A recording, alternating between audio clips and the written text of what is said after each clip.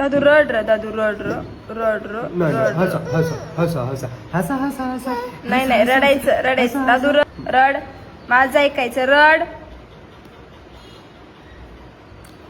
रडू नका हसा हसा हसा हसा हसा.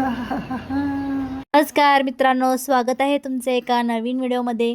तर छोटंसं चिमुकलं बघा, अगदी ते 7-8 महिन्याचं बाळ आहे. आणि त्या 7-8 महिन्याच्या बाळाला ते आई वडील कसं करत आहेत. आई म्हणती त्या बाळाला तर रड, तर चिमुकलासुद्धा आईचं ऐकतो आणि रडायला लागतो.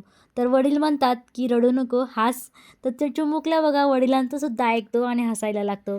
तर एवढ्याशा बाळाला कसं सांगितल्याला समजतं की आई रड म्हणल्याच्या नंतर तो रडतो आणि वडील हस म्हणल्याच्या नंतर तो हसतो. खरंच खूप क्यूट बाळ आहे बरं का.